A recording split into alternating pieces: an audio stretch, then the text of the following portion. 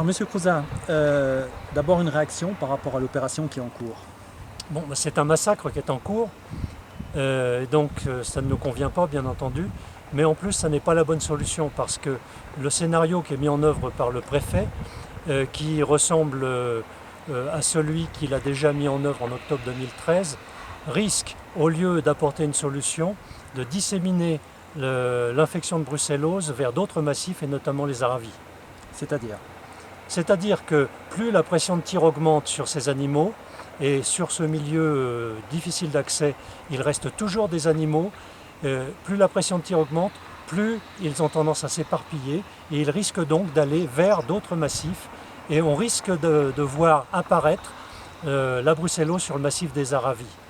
Alors que la solution qui est recommandée par la communauté scientifique, c'est plutôt une combinaison de solutions sur quelques années, c'est-à-dire d'éliminer progressivement les animaux séropositifs, de mettre en œuvre un protocole de vaccination, et ça a beaucoup plus de chances de contenir l'infection de brucellose sur le massif du Bargy. Une opération qui se passe sur plusieurs années et qui, certes, est éventuellement légèrement plus coûteuse apparemment, mais si jamais l'infection déborde sur le massif des aravis, alors le coût sera faramineux pour la communauté ici. Le scénario qui est souhaité